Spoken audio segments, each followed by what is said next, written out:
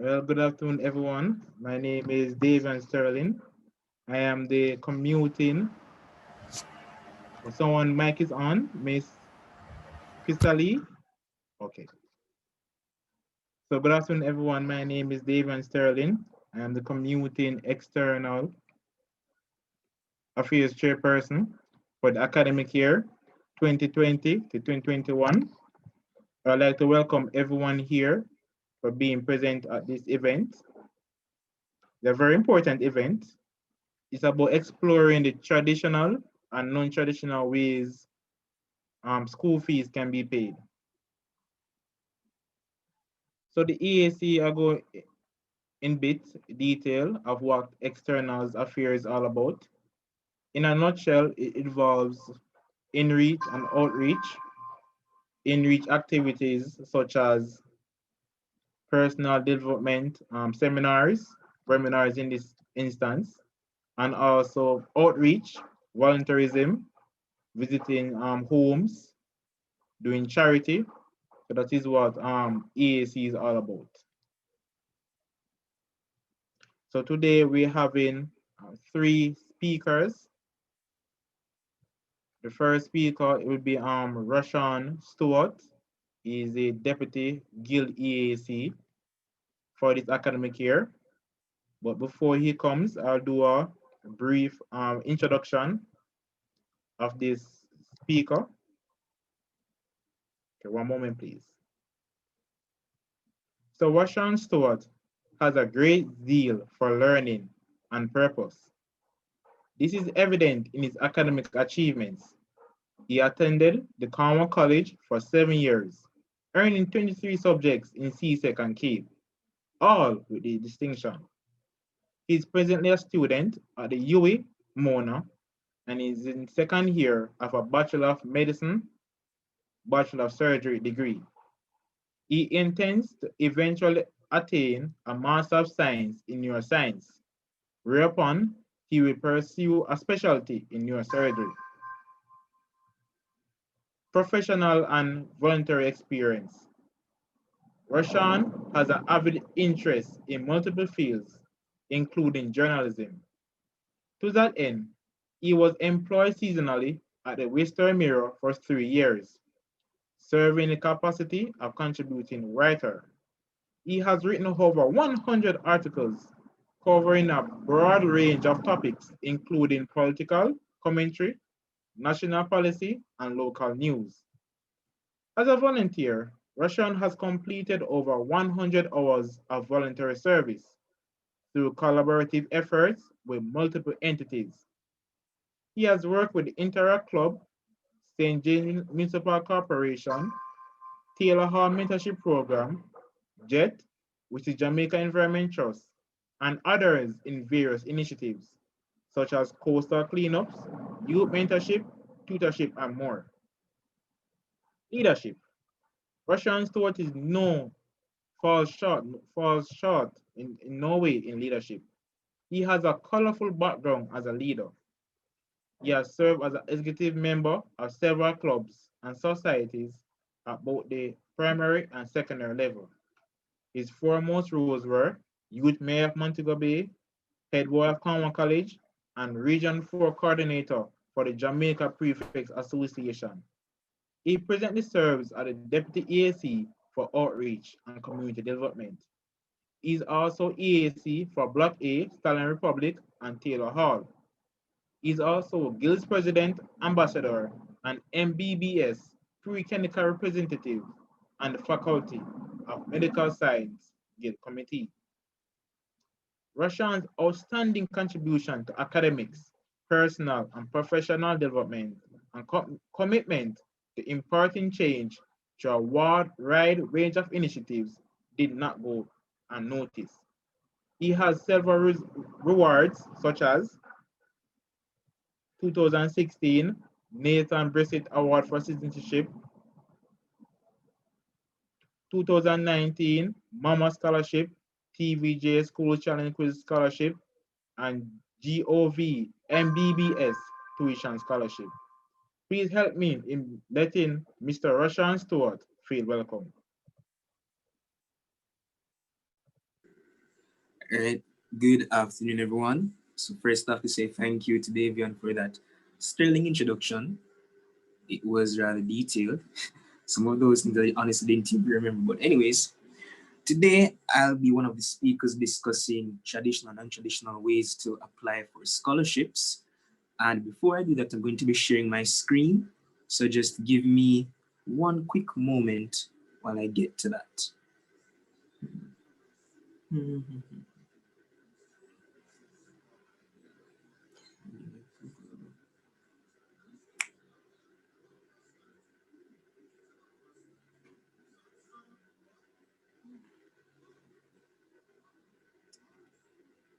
Okay, there we go. So I trust that everyone is seeing this PowerPoint on display.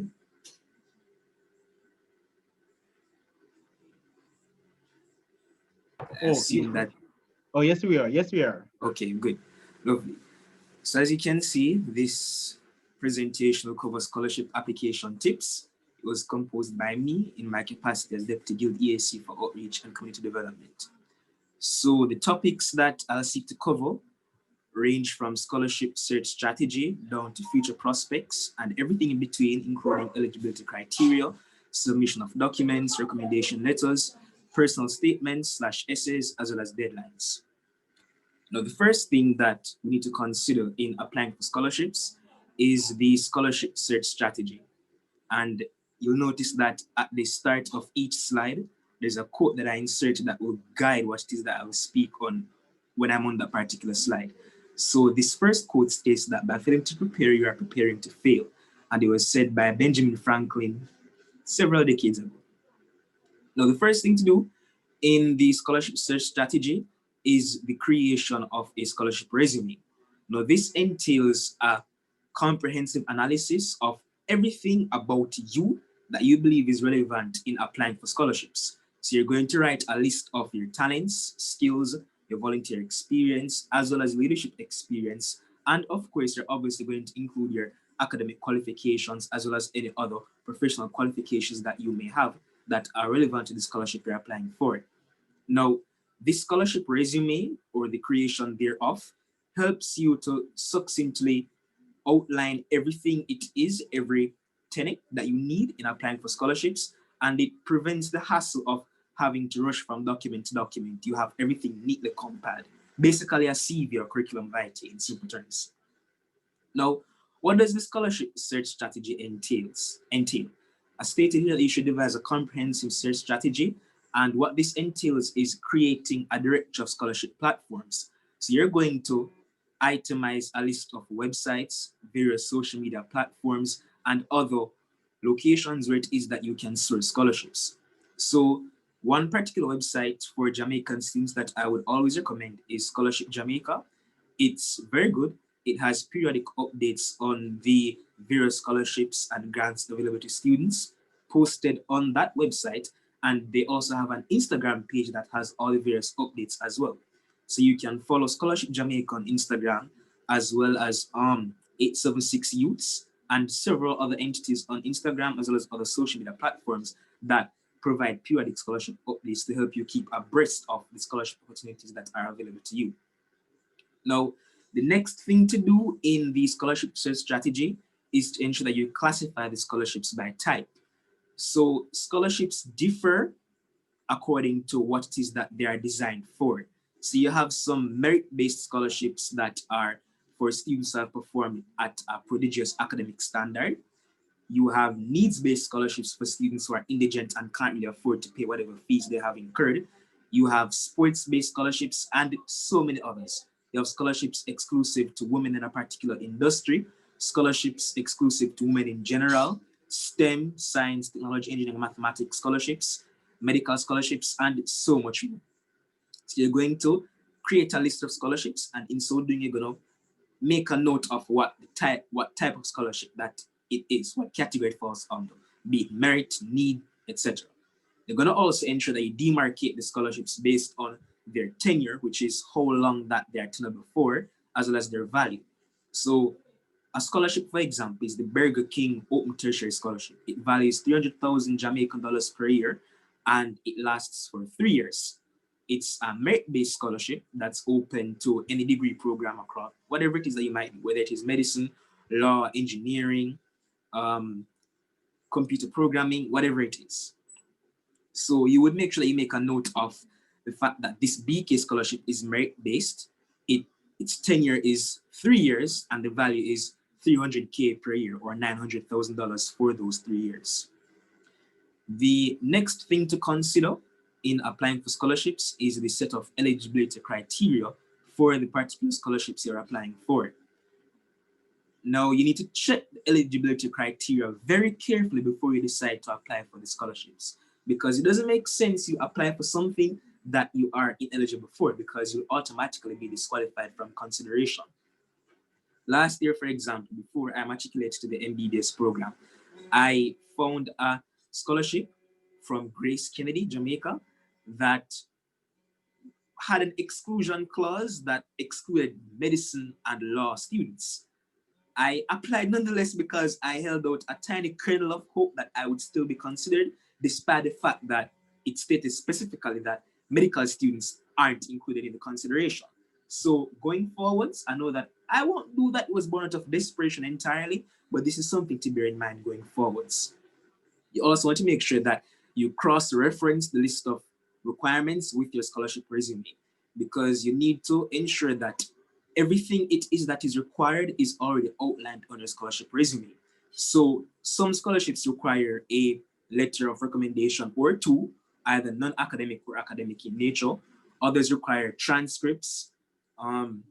Some just require you to input your most recent GPA, all that jazz. You want to ensure that your scholarship resume outlines all of these things already, and if not, you get those documents in order. You want to ensure you meet the minimum possible requirements as well. Most scholarships stipulate that, well, merit-based scholarship that is, stipulate that you need to have a minimum 3.0 GPA on a 4.0 GPA scale, or a B average. So you want to ensure that your GPA matches that minimum requirement, and the other requirements in terms of voluntary hours, as some might stipulate that you need to complete over 100 hours of voluntary service and more. You want to make sure that you meet all those requirements before you apply, as otherwise you will be disqualified from consideration. Finally, you want to make sure that you only apply, or rather you apply if it is you have only fractionally missed the minimum academic requirements. So I just said that you would apply if it is that you meet the minimum academic requirements in terms of having that 3.0 GPA on a 4.0 GPA scale. Now, I put this quote here by Roy T. Bennett for that reason. Do not fear failure, but rather fear not trying. For the scholarships offered through the Office of Student Financing at UWI, for example, students tend not to apply for them for a multiplicity of reasons. Now, the Toronto Gala Scholarship, for example, it requires you to have a 3.0 GPA minimum. Now, if it is that you have a 2.99 GPA, I would encourage you to apply nonetheless, because it might be a case wherein you are the only applicant, and given that you're the only applicant, by virtue of being the only person for consideration, you would have automatically been deemed the recipient as a result of being the only person who applied. So, Mr. Watt, one moment, please. yes. Someone is asking for you to do full screen so the presentation can be more visible. Oh, let's see if I can. Give me 1 second. Let me maximize it. It doesn't seem to be allowing me to put it to full screen for some odd reason. Is it that the visibility is a serious issue and you can't see anything at all that's on the slides? Oh, it can be seen. You can continue since you cannot move it to full screen. You can proceed. All right. The thing is, I just put these slides here as a guide to help.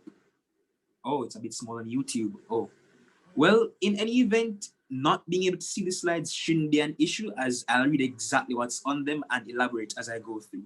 So if necessary, I can actually share it with Davion afterwards, and he can make it available to whomever wishes to have it for future reference. I trust that is okay. Rashawn, can we try one thing before you do that? Right. Can you go to slideshow? Slideshow. Okay. Okay. Can you click from current slide?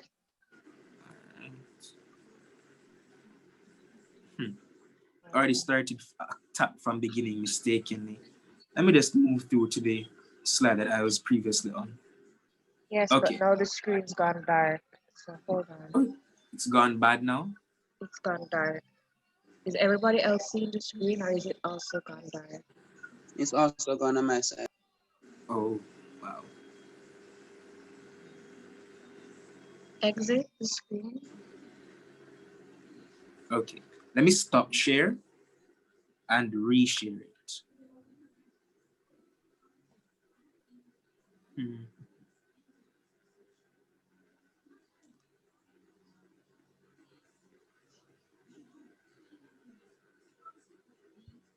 Okay, is everyone seeing it now? It's back? Yeah, it's back. Okay, good. So it seems like I won't be able to maximize at all, but just bear with me in the meanwhile. So back to what I was saying at the time. Yeah, you want to make sure that even if it is a case wherein you don't necessarily meet the minimum academic requirements, if there is such a requirement, you still seek to apply, as you miss 100% of the shots that you don't take, and you don't want it to be a case wherein you could have had a chance of being the selected recipient, but then you missed that chance by virtue of thinking that since you only have a 2.99 GPA when they want a 3.0, you automatically be disqualified from consideration. Try your luck, and if it works out, more power to you. The next topic that I'd like to discuss is the submission of documents.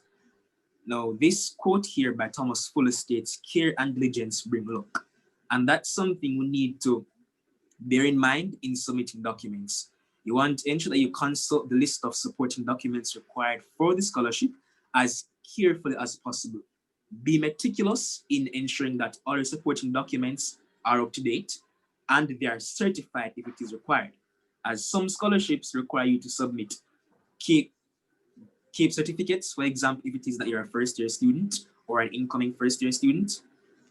And you need to certify the copies, as you can't send the original CAPE documents to the scholarship providers in applying. Finally, you want to make sure that you submit your supporting documents in a timely manner. If the deadline is July 15th, 2020, or was July 15th, 2020, you would have wanted to submit them on or before July 14th. I recommend a day or two in advance for submission, as things can and do go wrong at times according to Murphy's Law. What can go wrong will. So you want to make sure that you don't find yourself encountering any technical difficulties when it's time for submission, if it's online or you have to submit the doc, or if it's a case when you have to submit the documents as a hard copy. For someone has marked on the screen, I kindly ask that you be careful in toggling the options in Zoom. Anyways, for the recommendation letters, referees are usually either justices of the peace, teachers or principals, clergymen such as pastors and others, or lawyers, doctors, and other persons who would have had relatively high places in society. Now, these individuals are typically chosen or stipulated that they're the ones who should be referees, because they would have had or demonstrated a level of character that would make them appropriate in recommending you in consideration for a scholarship. So the referees, right, notary publics, indeed. So the referees typically, they stipulate that they should have known you for at least a year. Some scholarships require them to have known you for at least 2 years, but most require 1 year. Now, the referees absolutely must have an intimate knowledge of your character, your accomplishments, and your goals. Because you don't want to ask someone to recommend you, rather, if it is that they don't know anything at all about you. That is why they have that clause that states that they must have known you for at least a year, as that would have allowed the referees time to become familiar with who you are, what you stand for, and your aspirations for the future. The letters of recommendation, of course, are entirely dependent upon the selection criteria for the scholarships you're applying for. So some scholarships require 2 recommendations, one that is non-academic or character, and another that is academic. You want to make sure that the person who's recommending you academically would have been someone who would have had interactions with you in an academic setting. So therein would be the relevance of either your teacher or your principal, as they would have either taught you or been familiar with your academic track record over the course of your educational tenure. For the non-academic recommendations or the character references, you want someone who would have known you in a professional setting. So if it is a case where you completed some voluntary service hours, or you were employed previously or are employed presently, then you could ask your employer to write you a nice letter of recommendation. You're going to make sure that you send to the referee all the requisite details that you want them to put in that letter of recommendation, so it is as specific and nuanced as possible. Finally, an important thing to bear in mind is that the letter of recommendation is valid for up to 6 months, as far as I'm aware. In some cases, it can extend up to a year, but typically it's up to 6 months after the letter of recommendation was written in the first instance.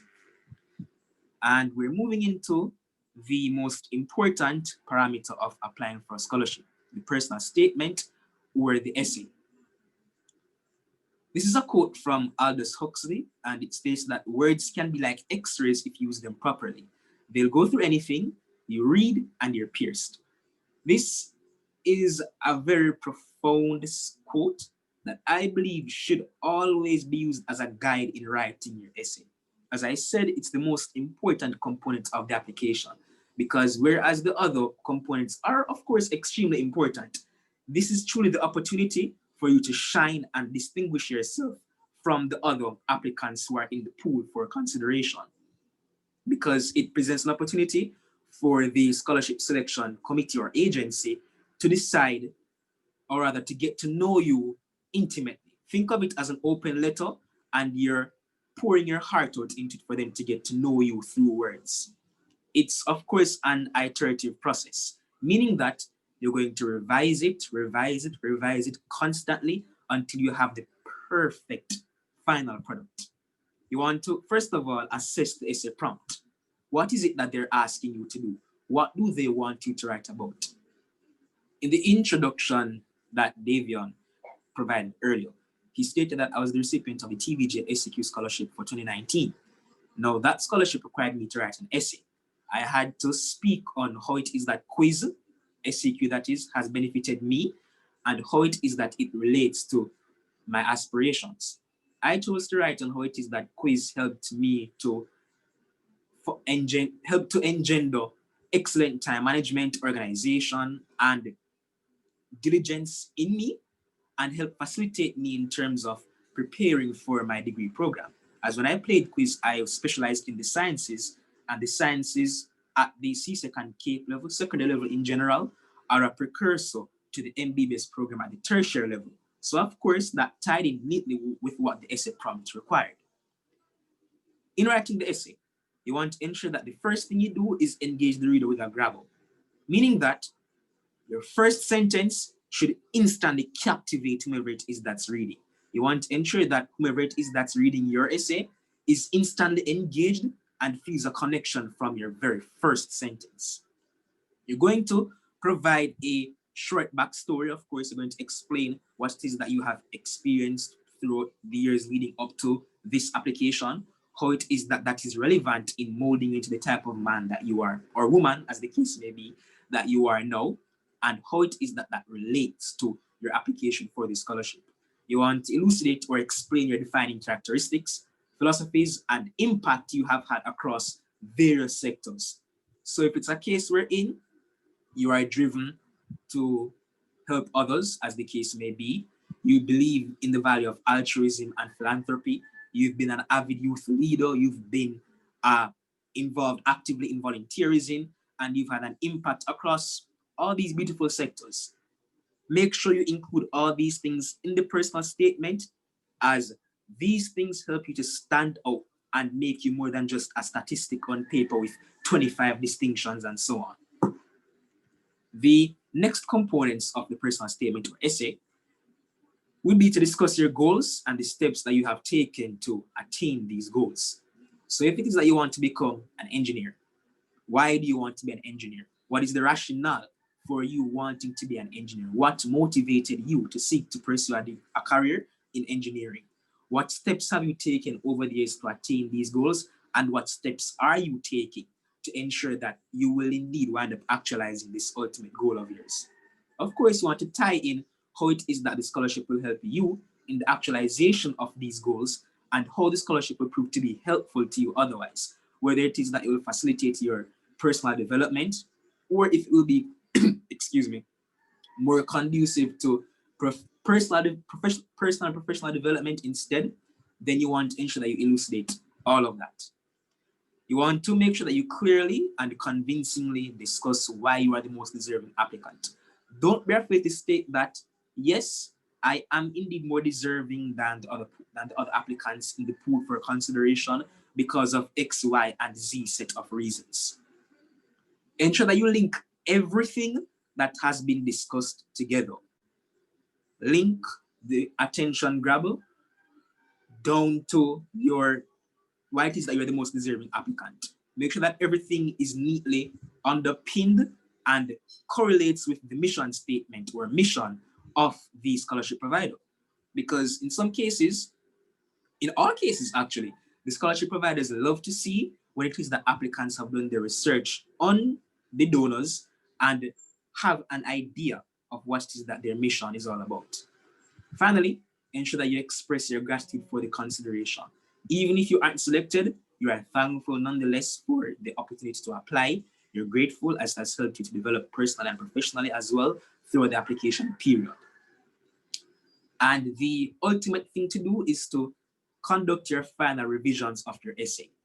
Check for grammatical errors, ensure that you are within the word limit, and ensure that your essay, what you talked about, fits with the prompt that was given initially.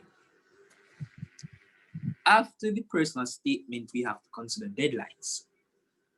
As William Shakespeare said in the 17th century, better 3 hours too soon than a minute too late. I had said earlier that if the deadline for the scholarship is an arbitrary date, July 15th, as I had said, you want to make sure that you submit the application July 14th or before. Of course, extenuating circumstances have to be considered, and you might wind up not getting to submit it until the day of the deadline. But make sure that you submit it on time and you are not late. So to do so, you want to be proactive in completing the application. After having created the scholarship resume and the scholarship directory, you would have outlined the list of scholarships that you wish to apply for. And you would make sure that you take a specific note of the deadlines. So you work towards that particular deadline, and thus you have everything all together in time to submit before the deadline has been reached. You want to review every component of the application constantly and seek input from others, as there may be things that you have missed that others will identify by virtue of being removed and not having a personal link with the scholarship application. You want to prepare your final draft in the week leading up to the deadline. So the deadline is July 15th. In the week leading up to July 15th, make sure you have everything all together. You gather all the requisite documents, put the finishing touches on your personal statement if it is required, and have it all together to submit 1 to 2 days prior to the final deadline for submission. Finally, future prospects. William Faulkner said that you cannot swim for new horizons until you have the courage to lose sight of the shore. What this means is you have to be optimistic, bold, and have confidence in applying. Many times, students are racked with uncertainty, self-recriminations, and doubts when applying for scholarships. They think that, oh, I'm not going to be chosen for this scholarship because you have other persons who have 25 ones and I only have 10, and so on. You want to ensure that you dispense with all of those negative thoughts. When you're applying because you should have the unequivocal belief that you are worthy and you deserve it. And that should come out in every requirement, excuse me, that is needed for submission or application for these scholarships. The personal statement, especially as I've said, is critical in concretizing why it is that you deserve it. So be bold. Go out there, put yourself out there, and ensure that you apply for every opportunity that you are eligible for. And you will wind up being blessed fortuitously with the scholarships and grants that you need in order to cover whatever expenses you have incurred with the pursuit of your degree program. And that is it from me. If there are any questions, now's the time to ask.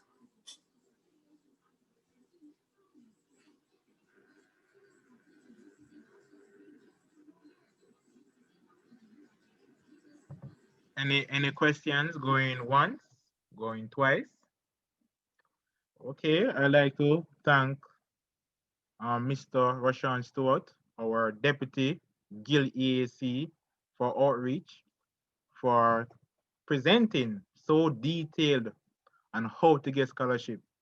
So I see 27 participants. I know we have some people viewing on YouTube. So I know for the next academic year, all of us will be scholarship recipients, right? So I'd like to take this opportunity to give Miss Christina Blake. She's a JN ambassador, JN Way ambassador for UWI for this year. To use opportunity to speak 5 to 10 minutes. Please go ahead, Miss Blake. Thank you for having me. Good afternoon, everyone. I am Christina Blake, JNWA Ambassador for UWI, and I will not speak at length today on financing your tuition because that was excellently done by Rashawn, but I am here to urge you to start a savings account, right? And as a JNWA Ambassador, I am here to assist you in the account opening process to ensure that the process is smoother for you. I know that there is a lot of documentation to sort out and things of that nature, but I am here to assist you in that process. Now, I'm sure that as university students, most of us already have a savings account. Some of us have more than one savings account, and that's amazing. But I'm here encouraging you to start a savings account with the Jamaica National Bank. There are many benefits to be had from having a savings account with the bank. Now, when I assist you with the process, it only costs $500 with a valid UWI ID. Now, I'm certain that a lot of persons already have an account with the bank, but if you know anyone who does not have a savings account, you can inform them, give them my information. They can reach out to me on Instagram. If you type in Christina Blake, my name will come up. My handle is Christina PB _. So you can give them my information. And having a savings account is extremely important. Now, you need a savings account if you are going to apply for a job. This will be the means through which you receive payment. And so I'm urging everyone to save. There are scholarships, there are opportunities. As Rashawn said, take advantage of every opportunity that is available for you to earn extra cash or for you to finance your tuition. As a law major, I personally can say that it has been very challenging financing my tuition, but I take advantage of the opportunities that I see on social media. I also urge you as university students to start online businesses. Do what it takes to earn that extra cash and stash it in a savings account. Don't be spendthrift, don't spend it all off. Now, as it relates to the requirements for opening the account, you will need your TRN, of course, your ID. You will also need proof of your parents' source of income, considering that you are a student and you may not be employed, right? So in the past, they would generally say, oh, you're a UWI student, and so you're not employed, and so we won't take documentation. But because of the things that are happening now, the process has become tighter, unfortunately, especially for us as university students. Another thing to note is that if you know of someone who is unemployed or earning a minimum wage, they can apply, they can start a savings account with the Jamaica National Bank using only their TRN and their ID. So with that said, I won't be longer than this. I promise to speak for 5 minutes. And so I'll be dropping my information in the chat, my email address, my number, and my Instagram handle for you to reach out to me if you need to start a savings account or if you know someone who needs to start a savings account. And Malika Ricketts, another JNWay ambassador from UWI, she's putting some more information in the chat. So thank you for having me. I love this initiative, and all the best. Thank you, Miss Blake, for that lovely mini presentation. So I know in the future, if I want another speaker, I know I can go to Miss Blake. All right, so going on to the second speaker. His name is Mr. David Rose. So I'll be introducing him. One moment, please. Okay. So David Rose is a final year student in the Faculty of Greatness, Science and Technology. He has built his own foray into the world of finance. This journey started from 2016 when he first got involved in buying and selling stocks. This later extended to him being a recurring analyst and taking stock, an independent analyst of companies listed on the JSE, BSE, and TTSE. He also writes articles on everymico.com and the Jamaica Observer's business and sports sections. Before coming to this event, he also was busy writing an article. He plans to delve later on onto the world of finance. But once a scientist or a scientist, he also insists on doing his master's in his traditional science field, which is chemistry, after graduation. Please welcome Mr. David Rose. Thanks again, Davion. Right, I'm actually still writing that article, and funny enough, it's actually on bank accounts. You know, that's the funny thing about it. So afternoon, everyone. So some persons will be like, right now, we're in the time of COVID, and for some persons, it has meant what you would call a decline or disaster for some, as parents lost jobs, students need to do work and travel or summer work, or weren't able to generate as much income as they'd want to cover their tuition. But for some of us, COVID has been, as we say, the genesis or birth for opportunities. And that's why they always say never waste a good crisis. So in 2016, I started buying stocks for the first time. And in my first year, I was sick. So what happened was that I had allergy problems, which literally messed me up during finals. And I had a back injury that was recurring throughout the year. So I did the summer school. So at the time, I didn't want to burden my mom and ask her for any funds to cover summer school. So I took some of the funds on my bank account and just put it onto the market and then paid my summer school tuition like that. And then I got featured in June 2019 for this endeavor. And then persons asking more about it in terms of stocks and using it to cover tuition, if anything.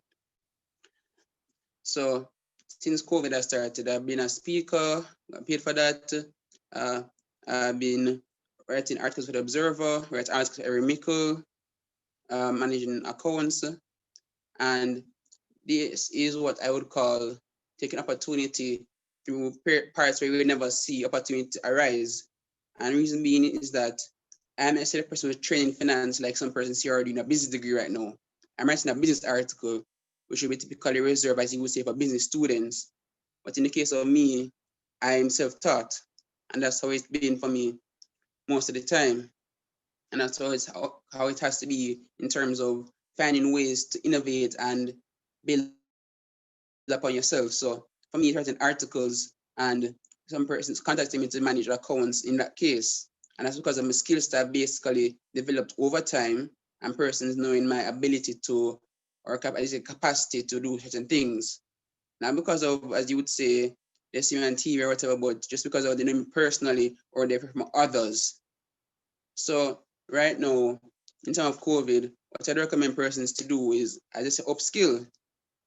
Even though some of you are worried about your degrees, of course, unquote, viability after COVID, knowledge is not necessarily wasted once learned. It's how you transform that knowledge, which is what makes a difference.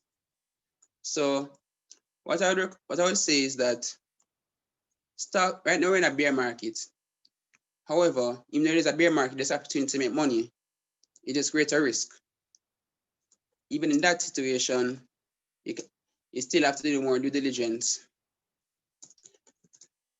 What I'd say is that right now, for those that are trying to, as you would say, find their tuition, you really and truly need to look deep and see what you can actually add as value for some entities or companies right now, or for others. For some persons that are trying to transcribe, some persons that try to resume, some persons even started to make hand sanitizers. You still should really learn a little more before you try going into that venture. And then you have other persons who have also even started their own little businesses. And that's going to be what is going to bring some persons right now through their degree and even through COVID. For those of you who know Michaela Green, she was a student in the Faculty of Law. She was in a recommended letter debt when she started UWI, and she had this makeup business. The same makeup business took her through her undergraduate degree and also through Norman Law, and she's now a lawyer with Barita. And that is just showing that despite everything that happens in around you, there's still opportunities to actually create some opportunities to either actually build yourself out and actually generate income. And you know, persons are saying, what skill do I have? I can't do this, I can't do that. But I'm saying, what is the most basic that you can do best? Now, what your friend is doing, and what I'm doing, what is that you can do, what is that you do best? So if it's something that you do best, make some bikinis. Some person still want to go to the beach. If it's negotiating, negotiate some deals for some persons, because some persons want business right now, you understand? So it's all about finding ways to create value or create something for others to enjoy and willing to spend on it.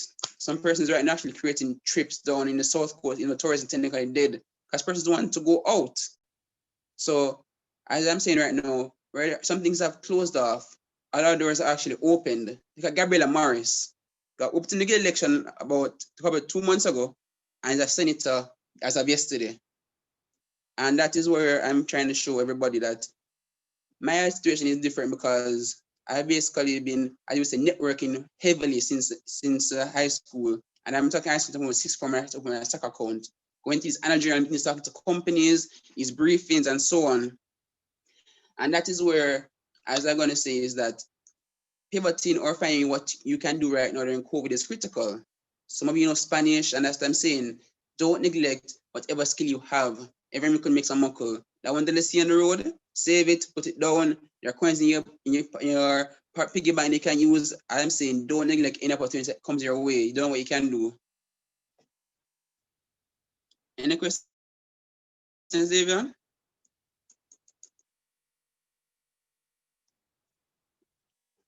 Davion? Oh, Mr. Rose? Yeah, I was saying, if any questions you want to ask me directly. Oh, no. No questions. No questions. All right. So thank you again, Mr. Rose, for dedicating your time to speak about investment. And I'm sure after today, all the participants and viewers on YouTube will think about what they can do in this time to make themselves money and help their parents to take care of their daily needs and their university needs. So thank you very much. Thanks again. Back to work. Okay, so we are off to our final speaker. Her name is Miss Tracian Smith. She's a policy analyst at JTech, and she's not a university student, so she'll be talking from a perspective from outside, how JTech can assist students in paying their tuition fees. So Miss Tracian Smith, go ahead, please. Thank you, Mr. Sterling. Okay, great. So good afternoon, everyone. Thank you, Mr. Sterling, for this invitation. I'll be presenting on JTech and how JTech can assist students in identifying some of those financial alternatives that would assist in paying for their tuition. So just a little bit about JTEC. JTEC is the Jamaica Tertiary Education Commission, and we were established in 2012 to provide oversight as a regulatory and supervisory body of the tertiary sector. So apart from protecting stakeholders, as part of our mandate as well is to provide information, public information about awareness of the sector. And coming out of my unit, the policy planning and research, we found that it was pertinent for students to be aware of some of the financing alternatives that are available to them. I was having a little bit of technical difficulties this afternoon, so I'm speaking from my phone, but I really wanted to share my screen from my computer to show you guys how JTEC will assist students in this regard. So coming out of a research-led commission in 2017, economic costs for undergraduate degree, which was done by Capri, we found that the major expenses for students was not really tuition fee, but those additional expenses. So your boarding, travel expensive, other living expenses, and in some instances, those expenses were 3 to 5 times the cost for your tuition. So what we did was we put together a database of some of the financial solutions that students can utilize, apart from scholarships and grants that are available through the Ministry of Education, Youth and Information. We've also put together those other scholarships that Jamaican students are eligible for, scholarships to study locally as well as internationally. If you're able to, at the moment, you can visit our website, jtec.gov.jm, go under resources and events, and that will take you to the JTEC scholarship database. The JTEC scholarship database has about 262 entries so far. We continually update the database. So normally for the scholarship periods in say March going to July, August, that's when we really revamp the database to provide you guys with more timely and pertinent information as it pertains to scholarships. So as you are aware, the scholarship periods are normally the earlier part of the year. So some scholarships are open from as early as February. Last year, I noticed that there are some institutions that offer scholarships, that were open in December to assist students in paying their tuition for their second semester. I think the JN Bank was one of those institutions. So our scholarship database has a plethora of scholarships that students from UWI, UTEC, CMU, teachers' colleges can access. So what we try to provide on our database is the name of the scholarship, the donor. I see a question, is this website for everyone? Sure. So www.jtec.gov.jm, and you go to the tab resources and events, and that will take you to the scholarship database. It's so unfortunate that I cannot share my screen at the moment. Let me see if I can. Right. Let's see. All right. Oh, so I'm going to improvise a little bit. So this is not ideal, but this is what the database looks like. Right? So we'll put some information, some basic information, such as the name, area of study, eligibility, whether it's for fourth or first or second year students. So in some instances, when the donors do provide that information, the amount being awarded, the organization offering the scholarship, so mainly the donor, the institution that is tenable at, so whether it's UTEC, USCMU, the tenureship of the scholarship, so whether the scholarship is for 1 year or for the rest of your program, the number of awards of the scholarship, also the website links. So in some instances, Some donors require that you fill out an application form, so we provide the link to the application form. And most importantly, the deadline, as I mentioned before, the prime scholarship periods are between the period of February to July, in some instances, August, September, but the majority of the scholarships are open during that period. For the Ministry of Education scholarships, those close, the ones for tertiary students, the ones that are currently in the tertiary program, those close the end of July. For students in upper school, whether sixth form, those scholarships, for them to enter a university, those scholarships close the end of April. So back to the database, as I said, we have over 262 scholarships that Jamaican students are eligible for. We scour different sources for those information. So we use Scholarship to Go Insert, which is available May, June each year. We get information from institutions such as UWI and UTech and put that information on our website. So basically, we're trying to make it a little bit easier for students, just a one place that you can go and to see some of the scholarships that students can access. We also provide international scholarships. So if you're interested in studying in Malaysia, Cuba, China. So we have students in China studying medicine, engineering, UK, Sweden, Organization of American States. Although those scholarships are mostly for graduate students, but there are a few scholarships that are for students interested in studying undergrad. And some of those programs are also offered in English. So that if you have that concern in terms of studying in South America, there are programs that are also taught in English. And the same information in terms of the name of the scholarship, area of study, eligibility, amount being awarded, selection criteria, as well as the deadline and website link. So feel free to visit our website. We had a scholarship webinar in May this year, so you can visit JTech TV for that video where we broke down some of the scholarships, discussed the Ministry of Education scholarships, as well as we did a run through of our scholarship database.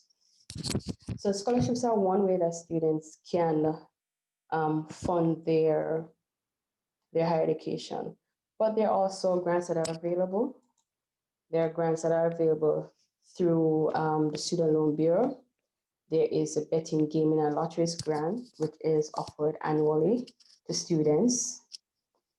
There's a National Health Fund Educare grant. Unfortunately, we'd hope for more grants to be available, but I guess it is up to a lot of entities and donors to offer support in terms of grants as well. A grant that I'd like to put your attention to is the JAMFAT grant. I'm sure a lot of you are aware of the JAMFAT grant, but in case you're not, it is Jamaica Values and Attitudes Program for Tertiary Students. It is offered through the Ministry of Education, Youth and Information. The deadline for the JAMFAT is June 30. Yes, June 30. And basically the JAMFAT is, towards nation building. So for students wanting to benefit from this grant, they will be required to volunteer 200 hours of community service. So this community service could be with a government entity or an NGO. And in exchange for that, 30% of your tuition fee is paid. I believe the 30% is up to a amount, I think it is up to $250,000. In some instances, students get a stipend of $10,000. Now, in order to benefit from this program, you have to be a first-time undergraduate student, must be between the ages of 18 to 35 years old, unemployed, and attending are accepted to a tertiary institution approved by the UCJ, and of course be a full-time student. So this information is also available on the Ministry of Education website with the relevant documents, including the application form.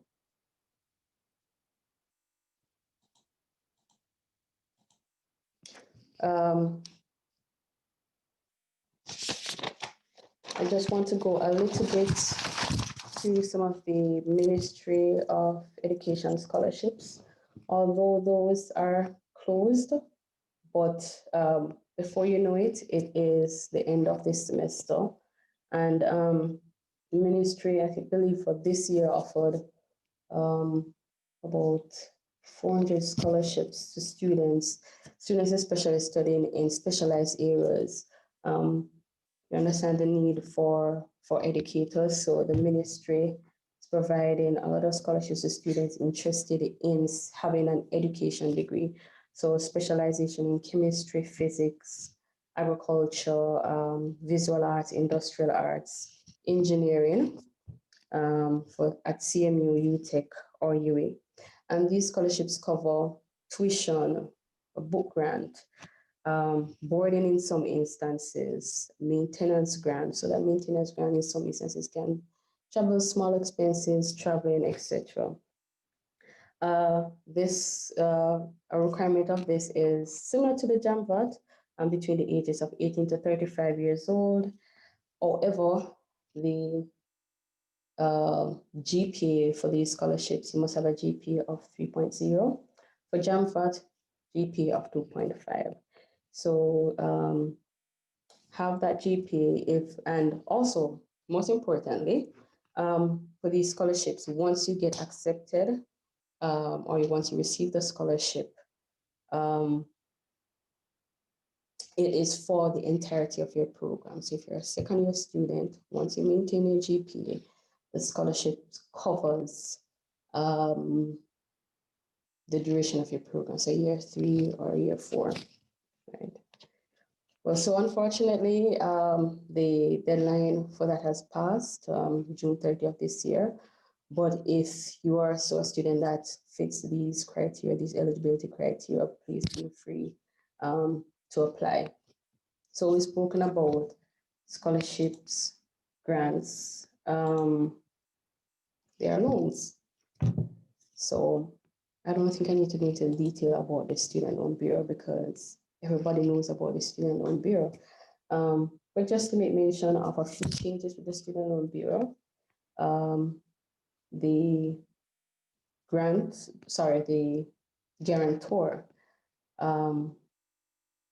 you're not only required to have one guarantor. The interest rate has been reduced, so now the payment is on a reducing balance. It's important also to know that for the SLB, 90% of the students that apply receive their loan. And in some instances where probably some of those students might not be where their application is rejected is probably because of incomplete form or not having all the necessary requirements. But the student loan does offer a very, very good interest rate, a very, very good offering in terms of the length of payment. On our JTech database, there's also a tab for loans. So we put all the educational loans that students, if they so choose, can access. So we have, yes, the Student Loan Bureau, but we also have some of the financial institutions that offer educational loans, such as the Scotiabank, NCB, COK, Solitary Credit Union, Jamaica National Bank, Sagicor, JT. So we give persons a comparison of these different types of loans. So you are able to compare the maximum amount that can be awarded, the interest rate, the number of years to repay, the documents required. We also provide information such as the website link, the email, and contact numbers. for these institutions. So we try through this avenue, and all of the persons, are at this moment digital. We like to do things digital, and we try to have this information online for students, for them to make a comparison, for them to make an informed decision based on what is available and what would be the most suitable option for them. I don't think I have anything more, but if there are any questions, please feel free. Let me see if there are any questions in the chat.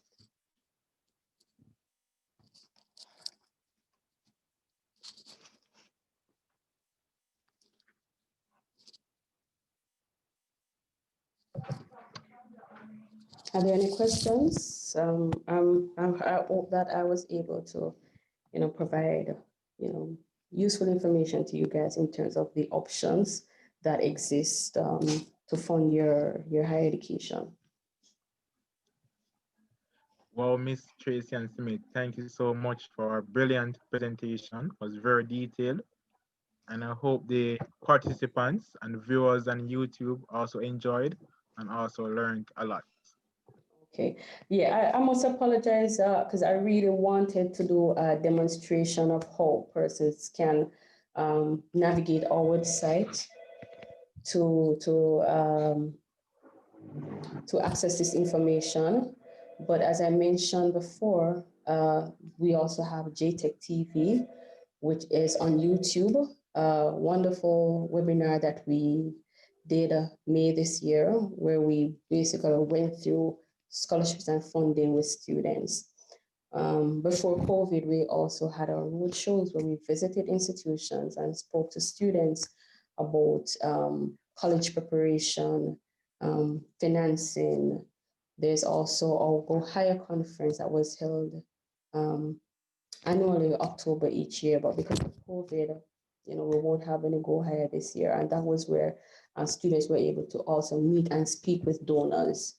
So that said, I must apologize about the not being able to, have this demonstration of how persons can access our scholarship database. But it is there, it is available for everyone to access, as I mentioned, jtech.gov.jm. Go to resources and events, and that last, and go all the way down to JTech scholarship database, and it will take you right to that page. Wow, awesome. So we had 3 great speakers, Mr. Rashawn Stewart, our Deputy Gill, EAC for Outreach, Mr. David Rose, the great investor, and we have Miss Tracy Ann Smith, policy analyst at JTech. I'd like to thank everyone for being present. I know some persons have been here for over an hour. They have been here from the start or now at the end. Thank you for your patience, your dedication, and loyalty. And point to note is also on YouTube. So CSO, Commuting Students Office. You can go on the YouTube channel and subscribe. And we know some of us have learned and pay attention due to various reasons for the entire time. You can always go back and watch the YouTube link and can write notes and write information. Also, Mr. Rashawn Stewart, he had a PowerPoint presentation.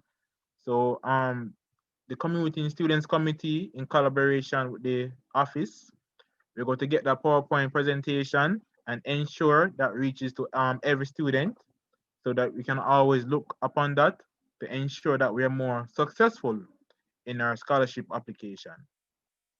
So with that said, thank you everyone for being here and look forward for you being at the next event.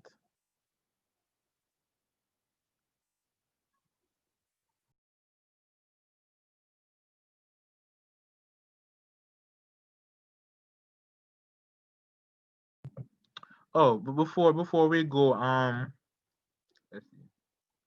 Like to mention our the presence of the UWI Commuters Chairman, Mr. Justin Edwards. He's here. Let's thank for his presence. Would you like to give a few words, Mr. Edwards? Okay, thank you, Mr. Sterling. Good afternoon, guys. I must say that this was a well executed event. Definitely, I can see that between Zoom and the persons that tuned in on YouTube, that persons were really engaged and interested in what was said, and that it was very impactful. So definitely big shout out to the EAC committee for everything that they've done, and the Committing Students Office for supporting us. So thank you guys so much, and we look forward, like Mr. Sterling said, to seeing you guys at the next event. Okay.